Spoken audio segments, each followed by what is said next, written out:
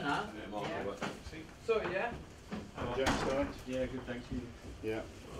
Mark's apologies, you can't be here. No worries. Got to me.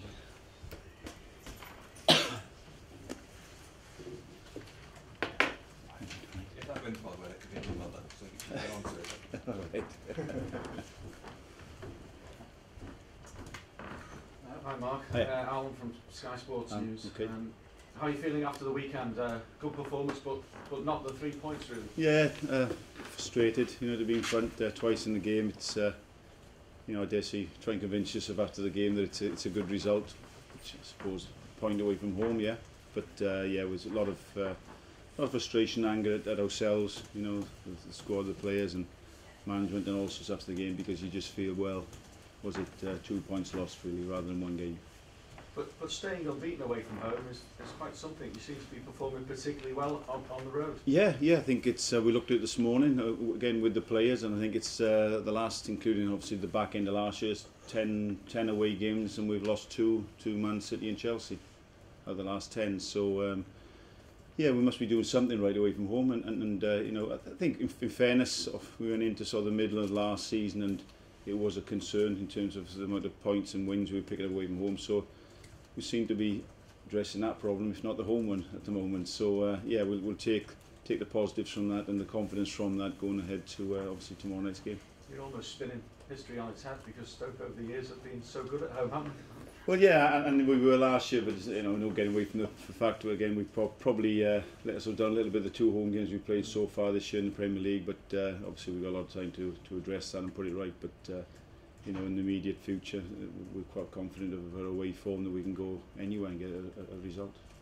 What's your approach to how you're going to go about this competition, the League Cup competition? Many do field much changed teams. Is that going to be the case again against Sunderland? No, I would doubt it, because of just the fact that all the years I've been working with Mark, obviously he's got a magnificent pedigree in all the cup competitions, and he's always set out to win every single cup game that we've played. I can't think of too many times in the last 12 years that we've ever played a significantly weakened side, if you like, just to what they call give players games or whatever. We'll go there as strong as we possibly can. Yes, there may be one or two changes in terms of, because we've got a strong squad and people need games as well. But we don't use that sort of cliche of them needing games, that they'll go in on merit, do a job without weakening the side.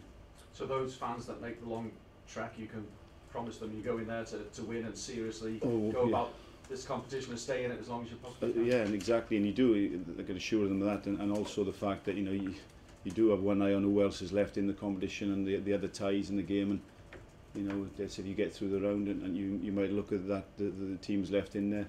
There may only be, I've looked at myself, there may only be 7 or 8 Premier League teams left in the competition. So again, it sort of tends to be a lot more attractive. You get into the next round again, and where can it lead? And how have you assessed Sunderland so far this season? I know you've got to play them in the league game, your next away league game. Yeah, it's possibly not my remit to actually record on how they've been playing. I've seen a lot. We've watched a couple of their games and highlights of their games over the last couple of days in preparation for Tuesday night's game. They look as if they possibly had the same sort of start as us. They've been a bit quiet, if you like, at home and possibly just finding their form slowly. But we know the threat that they've got, because you only got to look at the players they've got at their disposal. So we fully expect a really tough game, which you always get at the Stadium Light as well. An amazing weekend of football, some amazing results yesterday. I just wonder what you might make of Manuel Pellegrini's comments that Chelsea played like a small team, played exactly like Stoke did the other week. Well, if you use the word team, it's nice to be called a small team, because Stoke have been called a huge, giant team over the last few years. But no, I do have a wry smile, because perhaps we are a small club compared to Man City when you talk about the multi-millions that they do spend. But I spoke to Mark about this morning. He took it as a compliment to think that if Jose Mourinho went there with the same tactics as us, well, again, we can't be doing a lot wrong. So you have mentioned it, and it is complimentary in a way. Yeah, we take it in the right way. I don't think it was personally meant as a degrading comment to Stoke City, but we take it as a compliment. How's the team news then looking for tomorrow? Well, we've got no changes from obviously going into the weekend. We obviously missed Jonathan Waters at the weekend.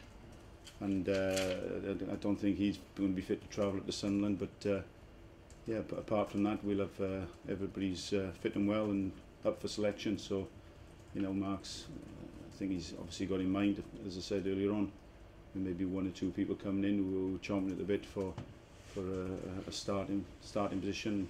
Obviously, those ones that do come in will be fully fired up to get in and stay in the side, because, you know, we've said to our lads right from the start of the season that right through the squad we've got strength and depth, and we haven't really, I don't think we've got I feel like a 11, 12, 13 players who almost can sort of hang the name on the shirt, or the starting shirt. Everybody's fighting for places, which is what we've tried to do with the recruitment we made in the summer. So yeah, we'll be fired up for it, and in the right frame of mind, I'm sure. The fact that you don't play until Monday, does that influence selection in any way? The fact that you're not playing Saturday or something? No, not really, not at all. It's you know, again, we looked at we've also looked at, you know, firing stats at you, but we've also looked at the fact that I think it's 7 or 8 of the last when we've played games where we've come, if you like, we've had a midweek game and we've played then on the following Saturday. The last, I think, is 8 occasions we've done that. We've won 7 of those games. So in terms of our preparation for those games on the back of a previous game, it's gone well for us, and, you know, you remind the players of those, you know, the positive thoughts going into that. So I keep saying we'll go up there really positive. We can get some. Thanks very much. Good luck. Pleasure. Thanks. Mark, when the draw came out and Sunderland away came up, your heart must have sunk, but and a lot of Stoke supporters must have thought the same. But with Stoke's away records so far this season and their performances, there must be a lot of hope. Yeah, I totally agree with you. When you know, we play Portsmouth in the last leg, and you come in afterwards, and obviously the draw comes through. And yeah, me personally, you do look at anything, because the first thing you hope for is a home tie in the next round, and we haven't got that. And then if you haven't got a home tie, you're obviously trying to avoid Premier League teams. We didn't get that, so yeah. But you know, as the weeks have gone on, and since the Portsmouth game the last couple of weeks, you know, we're pleased with our form away from home. So the one thing we have got this year, obviously because of the way we recruited in the summer, we've got the ammunition now to go to away games and possibly play a different type of game. You know, we've got the pace and the counter attack, which maybe didn't quite have as much of that last year. So we know we can be a threat, and we can set up different ways, different combinations for the opposition as it warrants. I'm kind of glad you're here, because I want to ask you a question that I probably wouldn't dare ask Mark Hughes, but don't tell him I asked it. Why are you asking me, not him, then? You wouldn't ask him, but you're asking me, yeah? Well, it's just that if you look, I mean, he's been a manager for Premier League manager for 10 years, and his starts to the season really haven't been as good as the rest of the season. I mean, for example, last season Stoke won more than 1 in 3 of their games in the Premier League. Yeah. But when you look at the start of the season, you go, I go through all the stats. He wins like 1 in 5, 1 in 10, 1 in 9, 1 in 7, or something like this. And he seems to have a slow start. What's the secret to hitting the floor running?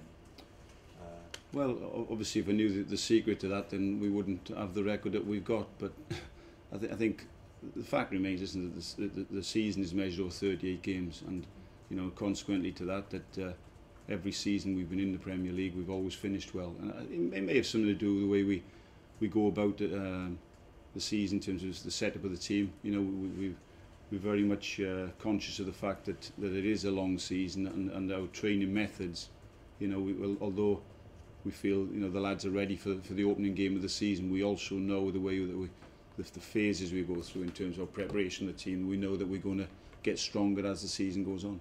And all right, I mean, the question could be levelled at us, well, why don't you change that so you start quicker? Well, again, if we did, maybe we wouldn't finish as strong. So we have a method of doing things, and it works for us. I mean, okay, you look at the season so far, I think before, you know, to keep it's sort of firing stats and figures at you, but before Saturday's game, you know, with the exception of Man City, I think we'd actually had 5 shots on target against us in 3 games. You know, we were conscious to say to our players, well, you know, we might not have actually the points on the board that we think we should have, but I'd love to go through the rest of the season with having 5 shots against you, and in the next, you know, every 3 games going on from there, because, you know, the law states if you do that, you're not going to concede too many goals. So we're doing something right there, but obviously it's complicated bringing it all together. You've got to score them and stop them going in as well. But no, simply if I answer your question, we have a philosophy we work to, and it stood us in decent stead through the last 10, 12 years. So we'll keep on with that. That's good, thanks. Okay. The radios and All right, guys. do the papers want to come through as well? Yeah. Thanks, guys. Cheers, mate. Thank you. Cheers, Mark. Cheers. Health and safety. Yeah, no,